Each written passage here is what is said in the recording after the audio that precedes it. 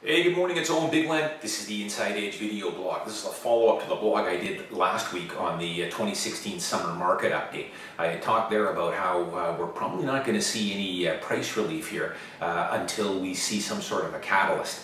And one of the catalysts is going to happen is we're going to have to see a dramatic increase in the supply and the number of homes for sale. We are still at record level inventory levels and have been for over a year now. Now, as far as tangible product goes, what I've been seeing for a long time now is sellers don't want to become buyers. I've had many clients that have called me over the last year saying, "Oh, I think I want to eventually sell my house here and downsize, but I don't really want to have to wade back into this strong seller's market to buy my next place." Now, I also wanted to talk to you about new construction and where are all the cranes? Drive around downtown Vancouver, and that's what I'm talking about here. This is Vancouver, Falls Creek, Mount Pleasant, the downtown core and surrounding areas. Take a look in downtown Vancouver. You don't see a lot of cranes. There's not a lot of new construction on the horizon here, and it's actually quite worrisome. I look at some of the projects, and I follow them all. I look at some of the projects that have recently been sold in the last 6 months. These were pre-sold. And I can tell you all of them were sold out in a matter of days. Some of them never even made it to the public. And these are buildings that have just now been pre-sold that won't be finished for another 1.5 to 2 years. Now, I just finished closing on a couple of units in Olympic Village by a fairly large Vancouver developer. In talking to one of his reps, I was shocked to find out that this developer right now currently does not have any projects on the go. Nothing in the works, nothing even in the planning stages. And this is, as I say, quite a large Vancouver-based developer that does stuff in Falls Creek, Mount Pleasant, downtown Vancouver. And there are several other developers, major developers, that are in the same boat. They have nothing currently on the docket right now that they're planning, and anywhere in the next 6 to 12 months for pre-construction. Now remember, that's just pre-construction. You're looking at another 2 years out before you get occupancy on it.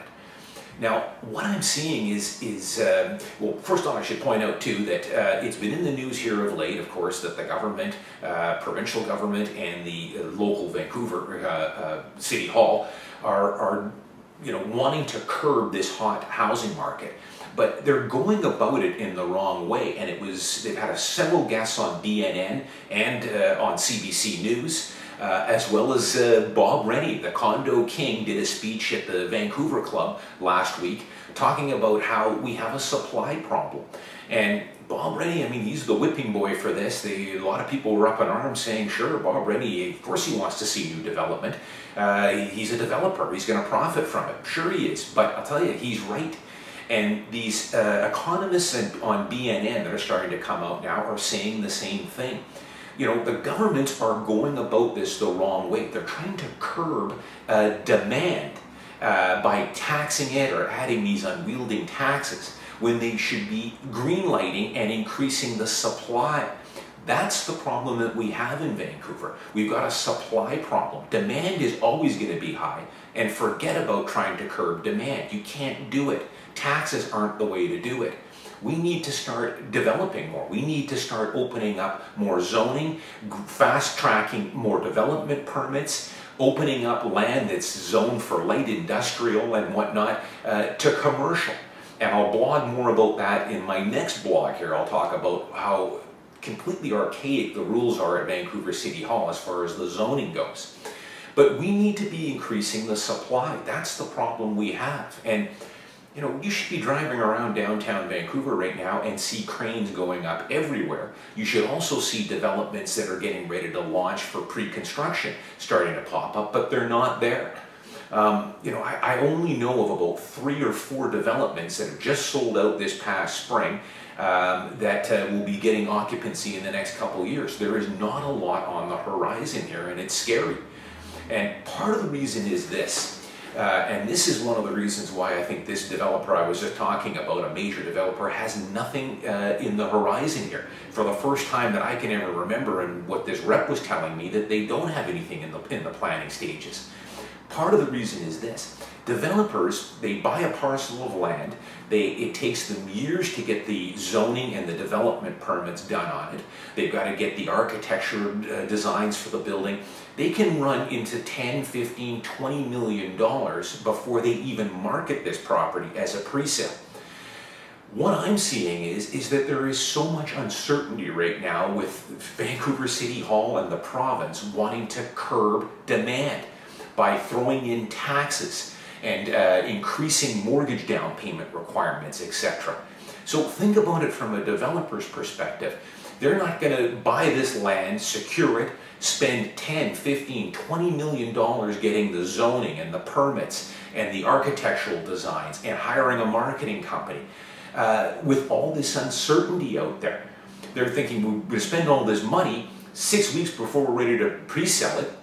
The government decides on a knee-jerk reaction to throw some unruly tax into the system, which is going to put a wrench in it.